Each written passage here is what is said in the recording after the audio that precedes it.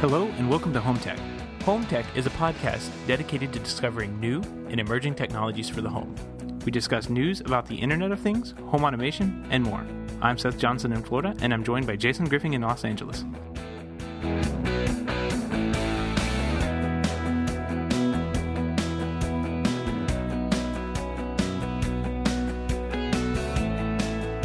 Hey everyone, welcome back to the Home Tech Podcast. I'm Jason Griffin, and as usual, I'm joined by Seth Johnson out in Florida. Seth, how are you?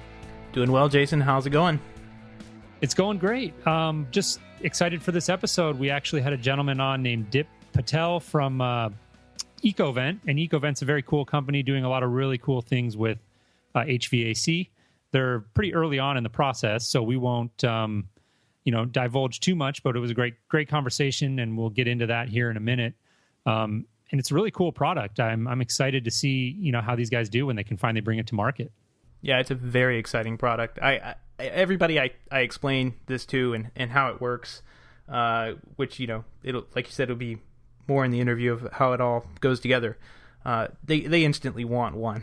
It's like, oh, take my money, Yeah, exactly. I mean, because the general concept of it just solves such a common problem. And that's just basically the kind of sneak preview is that the product is designed to really optimize the HVAC, the heating and cooling in your house. So it's a pretty intelligent system that kind of gets retrofitted into your existing HVAC infrastructure and kind of makes it a much more intelligent, more efficient system.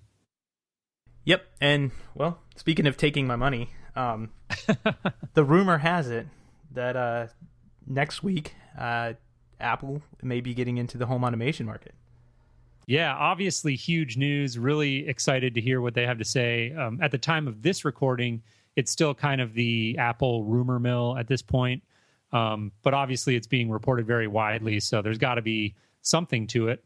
And it looks like they're going to make their official announcement at the Worldwide Developer Conference, and they're going to be entering officially into the home automation business or smart home business. Or something. I mean, no one really knows. That's kind of how Apple operates. And when they're ready to come out with a product, they come out with it and announce it. So hopefully we'll see something. I'm excited. If there's anything to this rumor, I didn't think the Beats rumor was true, but that just went through, and $3 billion to acquire Beats and bring that company on board. So there may be something to this. Who knows? Yeah. So Apple's clearly on the move, and again, right now we really don't know what shape this is going to take. So it'll be interesting to see the keynote speech for the the Worldwide Developer Conference is going to be on Monday, June 2nd, and that's at 10 a.m. Pacific time. They're actually going to live stream that. So maybe we'll include a link to the live stream in our show notes at HomeTech.fm. But that'll basically be it will be the same day that this episode airs. So essentially, we're just going to have to wait and watch that, and then we hope to have a lot more news to kind of kick back and forth and talk about on the following episode. Definitely. Well, let's just jump right into the interview here. I think we had a great conversation with Dipul Patel of EcoVent. So sounds good. Well, hello, everyone. Thanks for joining us. Now we're joined by Dipul Patel of EcoVent Systems. And Dip, how's it going? It's going very well. Thank you for asking, man. Dip, can you give us a little information about you, where you came from, your background, and a little bit about why you started EcoVent? Sure. Yeah. I was a former engineer at Lockheed Martin. I was an electrical engineer there. Worked on radar and then eventually submarine systems and also counter IED, which is improvised, roadside bombs. And while I was there, actually, I was saving money for my wedding. And I shut off vents in my house, and I did this to save money because I figured, why am I cooling a guest room that nobody lives in? And basically, what ended up happening was I shut the vents off, and I started saving money, and I felt like a hero, right? Because nobody thought it would be effective, yet it worked. But when my mom came to visit in the winter, basically, I forgot to open the vents, and so she froze all night. And I was absolutely appalled because, the stuff I was working on at Lockheed, there was very simple technology that we could apply to a house that would solve this problem. And I was just, at the time, just so annoyed with how unbelievably like medieval my house was, right? And essentially, I started looking at ways to open and close vents, but I wanted it to be wireless. And the problem was the tech wasn't quite ready at the time. And I really enjoyed my jobs at Lockheed, so I kind of tabled it, and I kept working at Lockheed, and I had a great time. And eventually, I met a great mentor who kind of challenged me to take more risk. And so I left Lockheed to come to MIT, the business school here, to start a company, and specifically to start this one.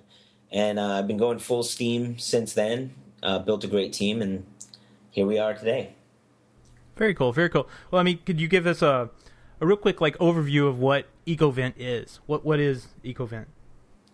Yeah, so what EcoVent is a very easy to install wireless system that essentially allows a homeowner to set the temperature of every room in their house independently, as long as they have central air heating and cooling. That is, like air that comes out of vents. And what we do is we plug in these sensors into the wall, and these sensors immediately start sensing the climate and what's going on. And then all you have to do is replace the vent covers, the actual metal parts or plastic that you have in your home, and you just pull yours out and put ours in, and that's it. Then you use a mobile app to set the temperature of each room independently. You can shut some rooms down to save money. And also what you can do is set the whole home to one temperature. So you have that room that's a little too hot or maybe a little too cold. You can finally fix that problem. I think that's it's such a smart solution, and it's something that it appeals appeals to me on a number of levels, because it solves a very common problem. This is one of those products, like Seth and I are very excited about technology, and we're always talking about it to our wives, and sometimes they get it, sometimes they don't. This was one of those solutions that I explained to my wife, and even she was like, wow, that sounds really cool, because in our apartment we have that exact problem. Like, our living room stays very warm, whereas the bedroom, if we run the AC, is like an ice box back there. So I think the solution and the problem that you guys are trying to solve is great. So can you talk a little bit about how the system actually installs? I know you said there's sensors, and then the vents that go in. I mean, are those a standard size, or are there different sizes out there? How are you guys approaching that aspect of it? Those are great questions. So we'll start real quickly with kind of the vent one, since that was the last one you asked. And basically, there are maybe a couple dozen vent sizes to handle 100% of all the vent sizes, not counting custom, in most homes in this country. But really, if you want to hit 80% of the vent sizes, you really only need maybe about a dozen of those. But even if you go in a little deeper and look at geographic regions, for example, if you look at the Northeast or the Southeast, there's really a couple vent sizes, generally in the neighborhood of 4 to 6, that cover roughly 80% of the homes there. And those are fairly standard sizes. And so the way our system will work is we will ask the homeowner essentially what size their vents are, and then we'll ship you the appropriate size vents. And the beauty is all the electronics and everything are common, and they plug in almost like a Nintendo cartridge. And so, say you move or say you decide to renovate and your vent sizes change, all you have to do is pull the electronics out, get a different shell, plug that electronics back in, and you're up and running. Oh, nice. Yeah. Yeah, very cool. I guess the vents are battery powered? That's right. And so, one of the big things, so let's talk about the install real quick. I totally forgot about that question. So for the install, the key to this whole thing is that it's plug and play. And for that to happen, you really need a systems level approach to how you solve a house, right? And so you have to think about how you're sensing, how you're reacting, and then finally, how do you make this work as a system? And so what you have to do as the homeowner is essentially grab a sensor. And so when you buy the system, you'll tell us how many rooms you have in your house and, what your vent sizes are and how many vents you have. And we'll ship you the appropriate parts. And all you have to do is grab a sensor and plug it in. You don't have to fish out sensor with a certain serial number or anything like that. Just plug it in, and the app will guide you through it, right? It will step by step guide you through the entire install. And it's literally plug and play, right? So for your vents, the floor vents generally don't have screws. The wall and ceiling vents do. So you may have to use a screwdriver to pull out your vents, and then you just pop ours in. And they automatically turn on, they automatically calibrate, they take care of everything. And all you have to do as the homeowner is actually do the actual install, which is plugging things in, and name your rooms. You know, you might want to call a room like Johnny's room or something. And so that's about it. Right. That's as easy as it gets, I think. You just need a screwdriver. And I noticed the plug sensors that you had online are really cool. They have you can actually still use the plug once you plug it into the wall. It doesn't take up the power space for your lamp or whatever that you're going to plug into it. And it also had a USB, so you could charge your iPhone or whatever off of it as well. That's right, man. You happen to be talking to a dork, right? So I think about problems I always have when it comes to stuff like this. And outlets are precious, right? And so we definitely didn't want to consume any outlets. And the USB actually serves a dual purpose. So you are correct. You can charge your devices on it. So there'll be fairly high current USB, which will let you charge tablets or cell phones. But in addition to that, a lot of our beta customers have been asking us about additional sensors. You know, things like air quality or carbon monoxide or carbon dioxide. And the answer is these are very valuable sensors to have in your house, but we don't want to integrate it with the sensor suite for a couple reasons. A, you don't need, one in every room for a lot of these sensors.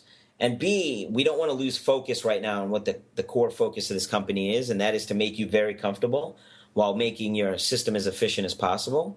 And so what these USBs will serve as is almost an expansion port in the future, where we could potentially deploy, additional sensors that you buy a couple of, and you just plug them right into the sensor. And again, plug and play. You plug it in, you're all set. Your app updates, the system's algorithms update to now take in a new input, and all of it is seamless. Wow, that's thinking ahead. That's very cool. One quick question about the vents themselves. It looks like you're gearing for a retrofit market. But on new construction, when you have options of running some wire, do you have any options for running power wires to the vents themselves, or is that something that maybe come down the road? Or no, that's an awesome question, man.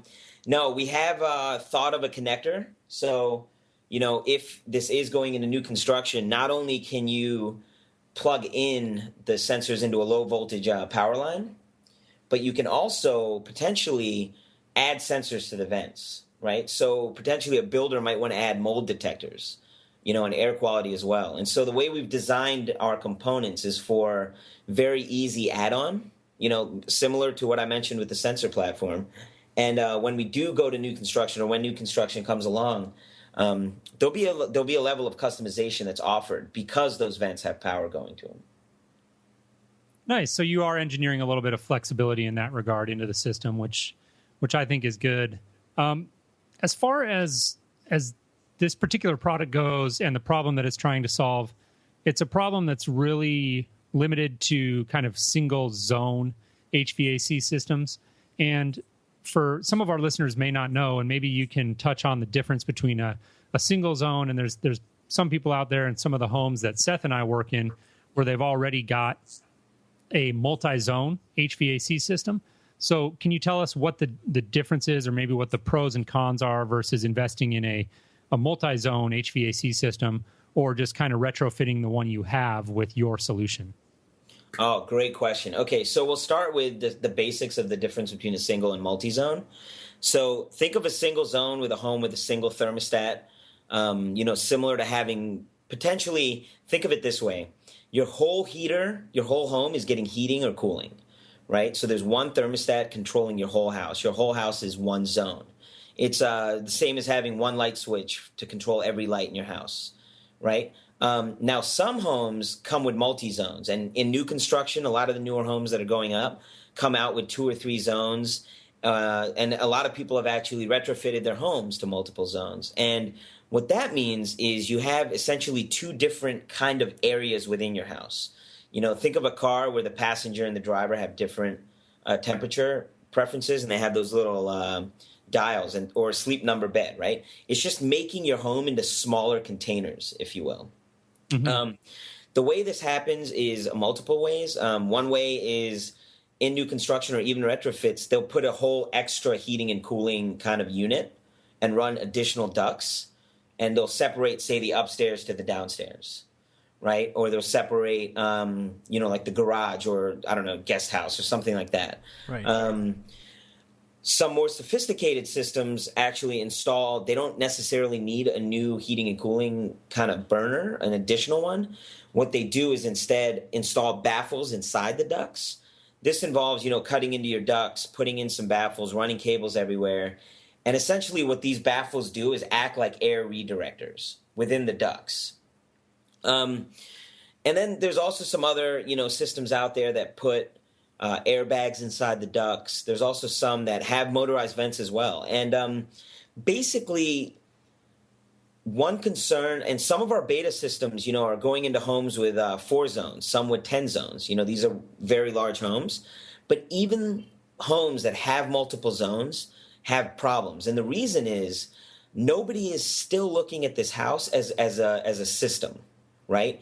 Meaning when you have a staircase, a lot of air is going to move up and down that staircase, right? So the rooms that are closer to that staircase are going to get hotter or colder than the rooms on the perimeter, and that's a core problem for, say, a townhome that has multiple zones, where the first floor is one zone and then the second floor, third floor is another zone.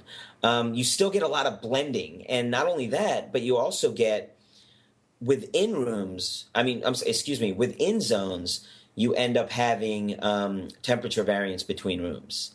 And so the benefit to having our system is, where some of these other systems cost tens of thousands of dollars for room-by-room zoning, so if you want to split your house up into 2 zones, you could probably get away with doing that for a couple $1,000s if your ducts are right.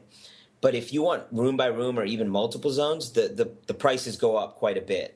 And, room-by-room systems could be $15,000, $20,000, $30,000, even $50,000 for not gigantic homes. General, couple, 4 or 5 bedroom homes can end up being that expensive. Yeah, it has to do with how complicated the ducts are and how many controls you have, right? If you want to separate every room, then you have to cut into just about every duct, right? Right. So it sounds like kind of the takeaway is that your solution allows you to achieve a lot of the same benefits that a multi-zone HVAC system would at a fraction of the cost. And it's much easier to install too. Mm-hmm. But there's a deeper and more subtle layer to it, and that is we're finally looking at your house like a system, right? You mentioned something earlier, and you said that our hardware was engineered with expansion in mind, right? And one of the things our company, and we've realized as, engineers and, program managers and things for the last decade, that the user drives a lot of innovation, right? There's always going to be use cases and things that come out that we don't anticipate, and we have to be able to kind of accommodate those.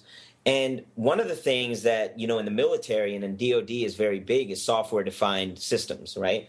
Meaning the hardware itself can almost entirely be reprogrammed. And the software itself can be updated remotely and invisibly to the user to add functionality. And one of the things our systems does is it's constantly learning, right? It's constantly taking feedback, not only from what's going on in your house, but how the homeowner is using that house. How often are you interacting with our app? What's the sun position, right? What's the outdoor temperature? The more we learn, the more our system gets smarter. And it's looking at every room in that home as a separate kind of thermal battery, right? And it understands the intricacies between, heating the bedroom and how does that how does heating the bedroom affect the adjacent kind of bathroom versus the garage that's on the other side of the house. All of these things are interrelated. And what our system allows us to do, and not only that, but our background allows us to do, is understand all of those inputs as a very, very complex system, but make very easy to control use cases out of them. And that's something no zoning system out there does.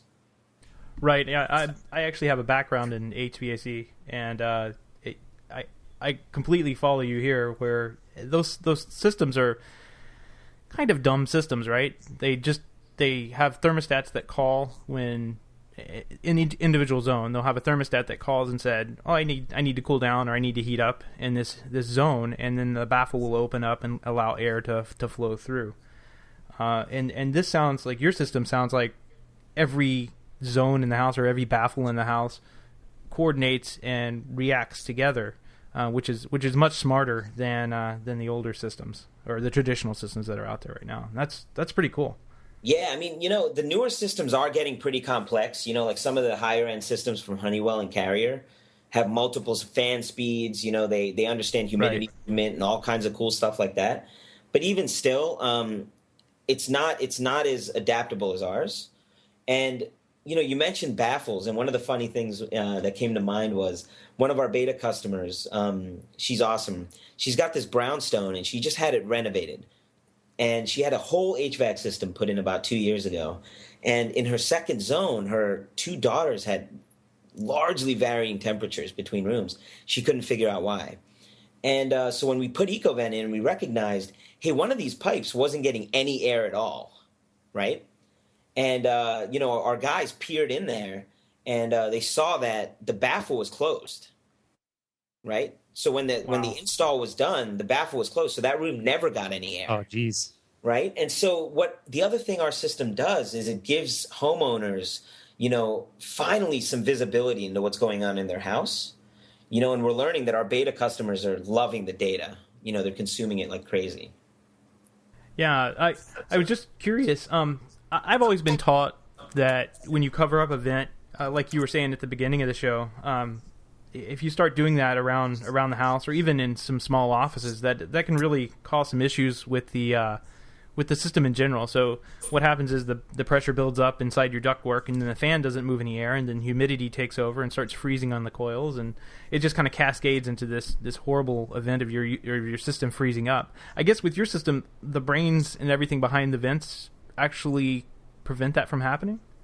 So there's a couple things at play. The pressure is a huge problem. In fact, that story I told you about my house, I didn't know this at the time, but I was actually damaging my heating and cooling system pretty much. Right. Pretty bad. And it ended up breaking, the next year. And it was only a 6-year-old system.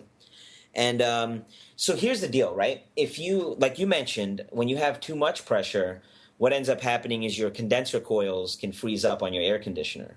On the flip side, for your heating system, if you're not moving that air out of the vents fast enough, you can actually start overheating the system itself because the air inside the duct gets so hot, right? Because it's not moving. And what our system does is it compensates for that, and it does it a couple different ways. So let's just use round numbers here, okay? But they're relative. A lot of heating and cooling systems, let's just say, can operate at 100 in terms of pressure, right? Okay. But they're optimized at 50, okay? And replace 150 with various numbers, but these are just, again, relative numbers, Sure. right? The problem is, even though they're optimized to run at 50, they have to be built to run at 100. And the reason is there's really not a lot of science that goes into how ducting is run. It's a quite simple calculation. And also, even after the ducting is run, lots of things change in a house. If you decide you want ceiling fans, you have an electrician upstairs, they might start moving the ducting around. Who knows what's going to happen, right? And what ends up happening as a result is these systems are running at a much higher threshold than they're supposed to be. So most homes are usually operating at, say, 70 or 80, right, instead of 50. Right. And like you said, if you close off too many vents, now you start approaching that 100, and you start damaging your stuff. And the problem is a lot of times these damages aren't like binary. It doesn't just happen, right? It happens over time. Think of a car that doesn't have an oil change every 3,000 miles, but instead does it every 15,000, right? The car will still run, but you're not going to get to 200,000 miles or whatever, right? Mm-hmm. Very similar thing here. So what our system does is not only is it fully aware of what's going on inside those ducts, right? So we can make sure we never increase the pressure to that problem or the temperature to that problem. But more importantly, our vents are designed in a way that minimizes pressure drop, right? So we actually end up with more margin. Wow, very cool. Yeah. And that's because, our lead engineer is an aerospace engineer. He's done a lot of airflow stuff. And, that's why our vents look the way they look. And they look quite different from, existing vents. And not only are they, much better from a pressure perspective, but they're also very quiet. Yeah, I was looking at them, and I kind of had a few questions regarding the look and how they would work. Here in Florida, we have vents that you can kind of directionally point towards the window, basically, where that they're most of the time they're located interior, and then they point exterior or point out to where the heat source would be, which in our case is windows and walls. I noticed yours just have kind of, I guess it's just kind of an omnidirectional flow where they just kind of pour out the cold or hot air. Have you seen that causing a problem in some of your beta test sites, or is that all kind of engineered around? So it is engineered around. So one of the things our vents do very well is like kind of throw that air in a much more even pattern in an omnidirectional kind of direction. But our vents are actually adjustable. So what looks like a 4-way vent can actually be converted to a 1 or 2 or a 3-way vent. Oh, very cool.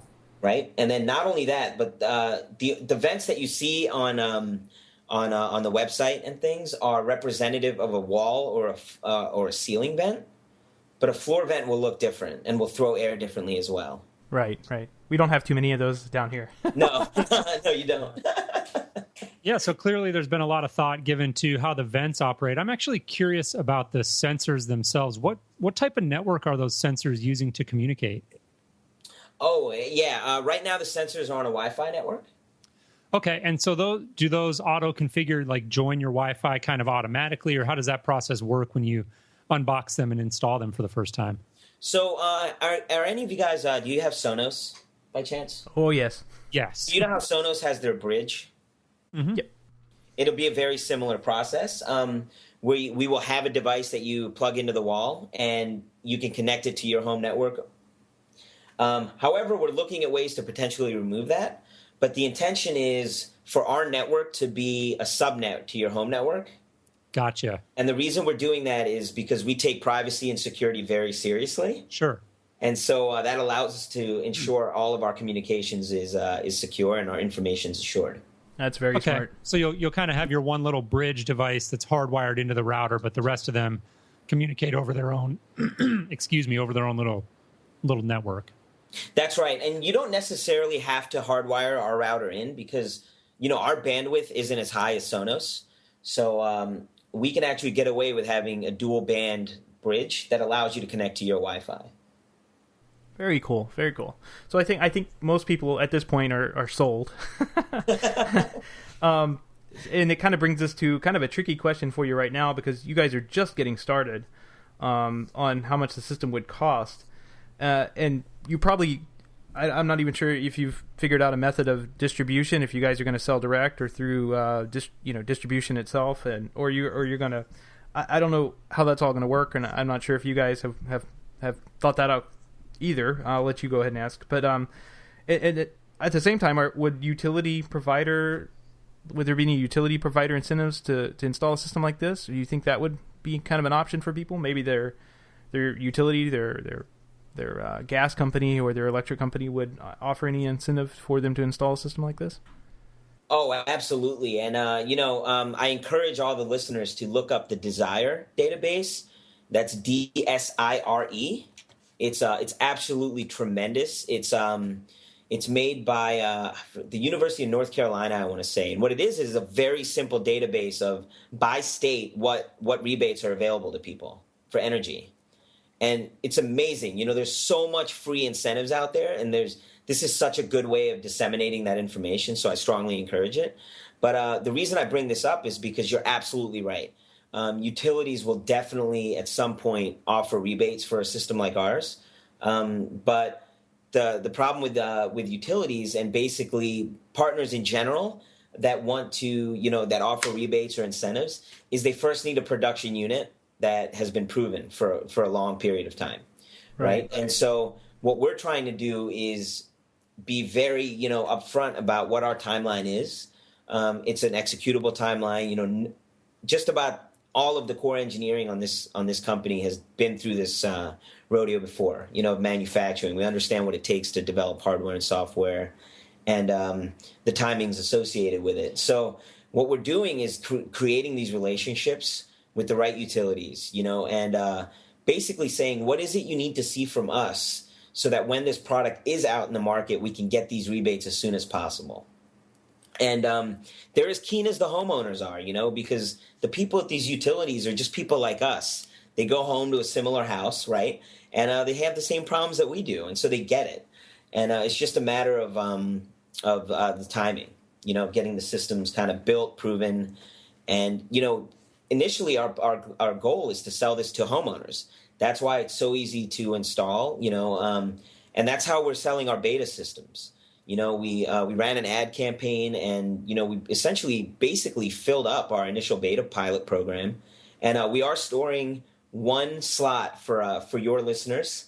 So if there are people that are really keen and excited, have them reach out, and we'll provide you with a link that they can go and essentially try and join our beta program. And what we're doing is we're testing the install process, we're testing the sales process. And we're learning a lot from our users. And that's really what the next, 6 to 8 months is about. It's about making sure we're learning as much as we can from these beta customers so that when we go to production, we've got a product that people love.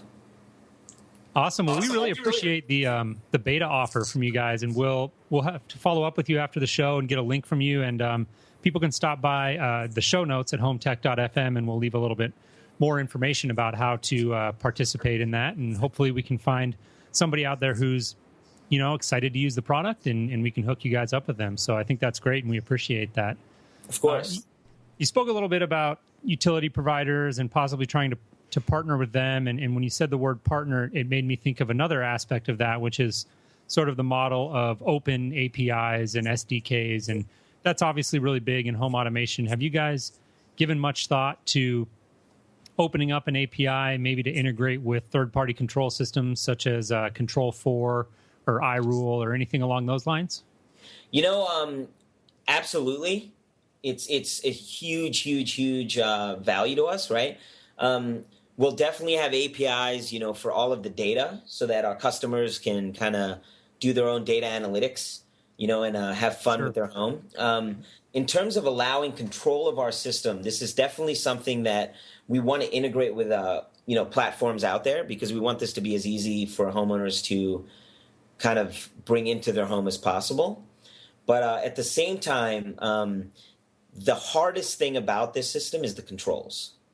It's understanding the algorithm and the just the thermodynamics of what's going on in the house. And, this is what we did for a living. A good group of us come from missile defense, which is all about taking a lot of variables and reacting very accurately and very quickly. And so I would say it's definitely something we're open to, and we want to allow, especially our users, to kind of hack our system. But in terms of integration, it would have to come from a company that we trust to ensure a very high value to the customer, right? Meaning, when you buy EcoVent, it doesn't matter whether you have a townhouse, a one-bedroom condo or a mansion. It doesn't matter if you live in, Kansas or you live in Maine. The bottom line is the system will adapt and will work.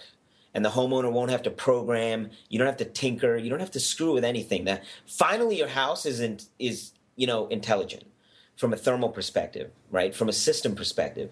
And we cannot sacrifice that value to the homeowner. And so, with these platforms, it would have to do with how open they are to the controls having to be that intricate. Very sure, cool. That makes sense. Yeah, so you can kind of give people the options to pull that data and look at it and do different things with the data. But it does sound to me like the controls are pretty intricate. And, I think, like you said, the beauty of the system is that in the algorithm, and that in theory, after you own it for a while, it's learning, and you don't have to mess with it at that point anyways. So really, at that point, tying in a control system to it, the theory is that you really wouldn't even need that level of control, because the system is learning over time to a point where you can just sort of set it and forget it. That's right. And again, if the right platform comes out that gets that value above all else, then it's a whole different conversation, right? But ultimately, it's all about the customer, right? I want you guys to tell us what you want to see in these kind of things, because it's ultimately the customers that need to be happy, right? We could sit here with a limited sample size and say the 10 of us love this, but it doesn't matter if ultimately we're the only 10 that love it, Right. And for example, put an Eagles fan in New York and see how many Giants jerseys they buy, right? So it's important that we understand everybody, right? And it's all about the customer, and as long as this thing is, it's got to be intuitive, and it's got to be easy, and it's got to just work above all else. Well, since you mentioned Sonos and how that operates, I'm pretty sure you have a good idea of what the end user experience needs to be. I mean, that seems to be kind of the pinnacle to me of what a house audio distribution system should be. So if you guys can bring that experience to a house conditioned air system, then even better. That's right. One quick question I had that I noticed we haven't really talked about, but it kind of ties in with the API and talking to other devices. You don't have a thermostat.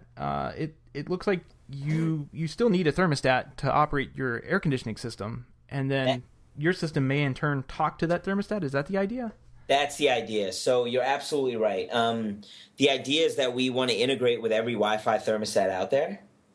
We are currently integrated with the 3M or radio thermostat. And the idea is, as these thermostats come out with APIs, we'll integrate with them. In the event that a homeowner doesn't have a compatible thermostat, there's two things that can happen. Our systems will still help. It just won't help as much. And ultimately, the other thing is we can ask the homeowner to replace their thermostat with one of ours, because you're not going to end up using it anyway. Right. It's just going to be on, or I guess your system will just tell it turn on when it needs to turn on and turn off when it needs to turn off. It's kind of basic there. Yeah, ultimately, depending on what the thermostat is, some of the smarter thermostats have some pretty good algorithms that could help us. But for the most part, we just need to actuate the heating and cooling system. Right. Very cool. So with all this intelligence, I guess there probably is going to be some type of money saved. If you have this much intelligence going into the house, the entire goal must have just to save money and save energy over the long haul, right? Absolutely. I mean, the house is so terribly inefficient. I mean, it's quite appalling how ridiculously inefficient the house is, right? And you can be comfortable while saving energy. And the reason that works is because you're not occupying your whole house, right? And not only that, if you're in a room, like, for example, my office that gets much hotter, and you want to turn that air conditioner on, you're now super cooling all the other rooms. So intuitively, it's very wasteful.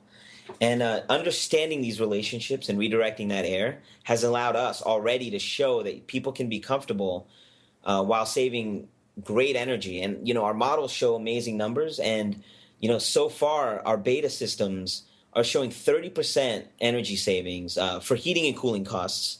And this is an algorithm that isn't even optimized yet for energy savings. Holy cow.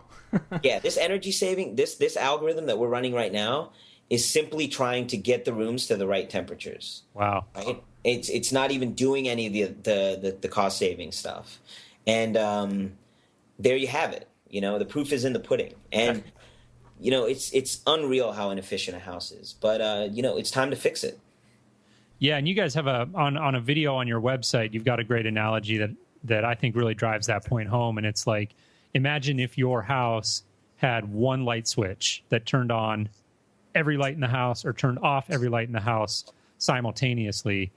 And that just strikes the viewer of that video as so terribly inefficient. But yet a lot of us have lived with HVAC systems that do exactly that for years now. That's right. And half of your energy costs are HVAC. So a 30% saving over that is going to be huge. I mean, this system could potentially pay for itself in a year or so. I mean, this is pretty big numbers that we're talking. Well, it'll be a couple years, but yeah, it really depends on the use case, right? So, for example, if it's me and my wife, and right now we live in a small apartment, but if we lived in a large home and we both worked, you only really need to cool a couple of those rooms per day if you think about it, right? And that's what our system thinks about for you, right? And the savings will be tremendous because it's just so much better because it's constant. And the other thing we do is we're finally fixing and, balancing the air at the final point, right? We're at the vent, not at the beginning, not somewhere in the middle, but at the last point. So we can really get a lot of control there. Right. Very cool. Yeah. So what's the next step for EcoVent? When do you hope to see it come to market? The plan right now, and again, I will caveat this with these are good estimates, and they are what we feel right now is executable estimates, but they are indeed estimates. The plan is to kind of get our pilots, our beta systems up and running, and we've got a good amount going now, but we still have to fab and get the rest ready. And the idea is around probably the fall or early winter, we want to start taking pre-orders. And the intention is to ship these things in the second quarter of next year. Wow, very cool. That's great. Yeah, so it's that's going to come right up, and hopefully you guys can hit that goal. I'm excited to see this product hit the market. We touched on it briefly, but do you guys yet have an exact distribution model lined up? Or are you just still kind of playing with different ideas of going straight to consumer? I know on your website you mentioned possibly working with a professional installer network. What are your thoughts on that as you move closer to the launch date? We love the installers.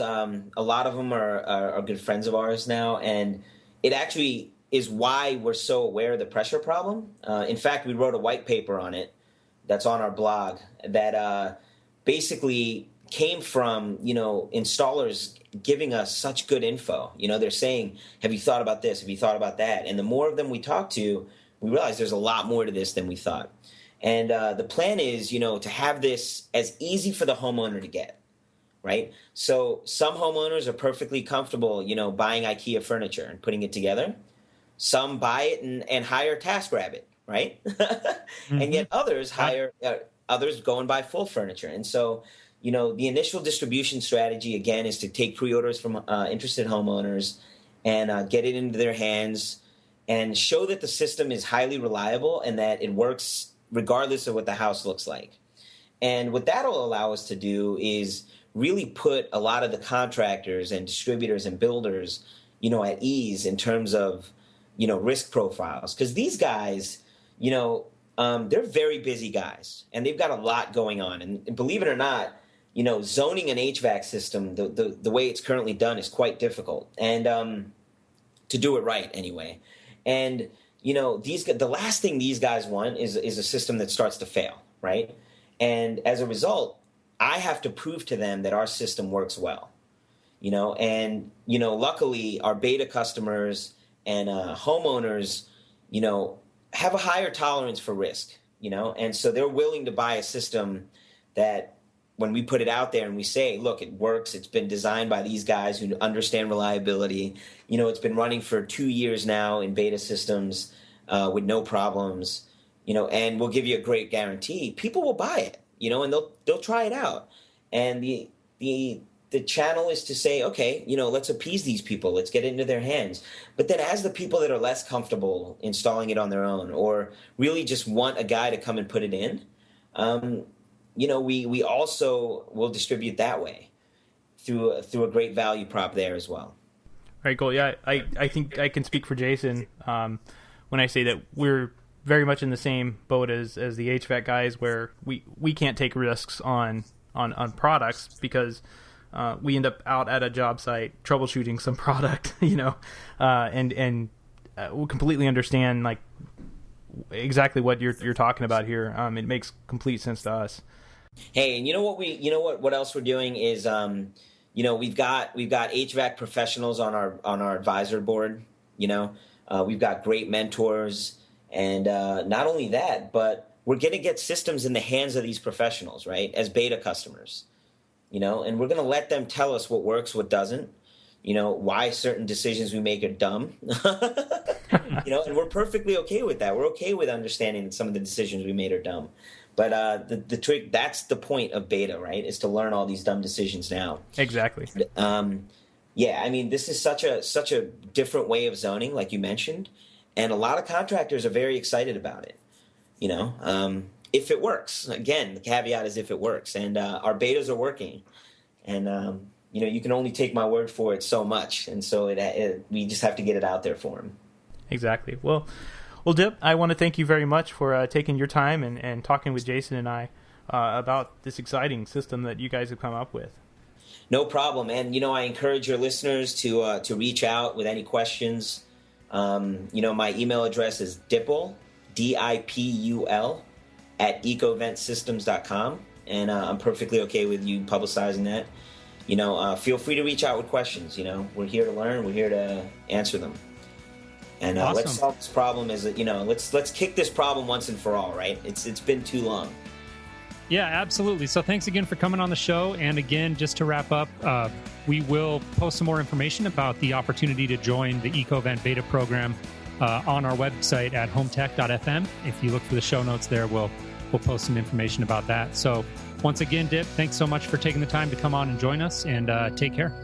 Thank you so much for your time, guys. I really appreciate it.